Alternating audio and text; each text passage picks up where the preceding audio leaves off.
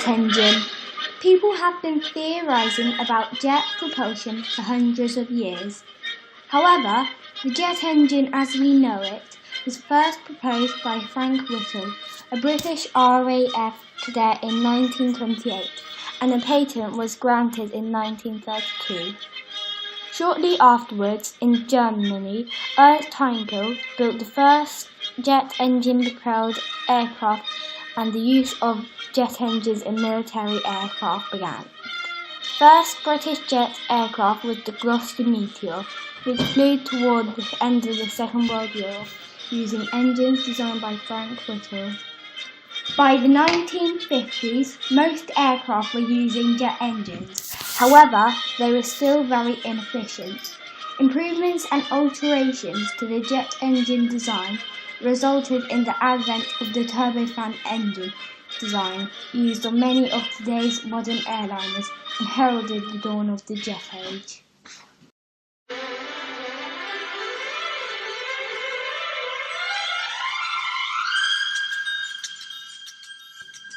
Today, we use jet engines on more than just aircraft. Jet engines have also been used on cars such as drag races and have been helped to set the land speed world record by the Thrust SSC. Jet engines are used for more than just aircraft by the military, powering cruise missiles. Gas turbine engines evolved from the jet engine design and are used for electricity generation and water, gas and oil pumps. However, it is as the jet engines of airliners that the jet engine is best known. The original turbojet engine was improved by the addition of a large fan at the front to create what is known as a turbofan engine.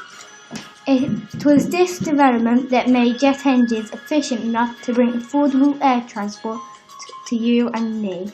However, since this development, the jet engine has remained pretty much the same, with only small tweaks and improvements made in the last 4 decades. One notable exception to this was the addition of afterburners. This allows supersonic flight, mainly by the military for fighter jets, but also by the Concorde passenger aircraft. This design change allows for much faster flight, but is very inefficient and uses a lot of fuel. The Concorde was a spectacular plane, but no longer flies. This poses the question: how can the jet engine evolve to greater standards, allowing better flying experiences? 5, 4, 3, 2, 1.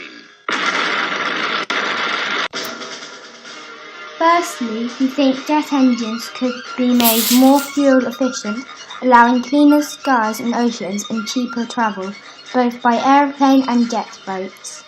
Ramjet engines are already in use in some military aircraft and missiles. Ramjets use no fan, and the removal of moving parts means the engine is more efficient. Scramjets will take this one step further, using supersonic airflow through the jet engine to make hypersonic speeds. Aircraft design would have to change. A future jet aircraft would have 2 types of engine. One conventional jet engine, perhaps with afterburners, would get their aircraft airborne. Once the speed is reached that allows supersonic airflow through the engine and the aircraft is at the appropriate altitude, the scramjets would turn on, propelling the aircraft at hypersonic speeds. The conventional jet engines would turn off for the cruise, meaning that the flight would be more efficient and much faster. We and current engineers think that this would reduce journey time between even the furthest flung cities to only 3 hours and would reduce pollution. This is just the start of the future we imagine for the jet engine. Other developments could see the invention of plasma jet engines, in which there is no oil-based fuel at all.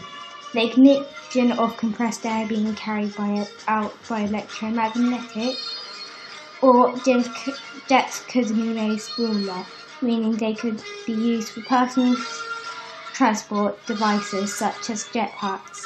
We are very excited for where the future of jet engines could take us.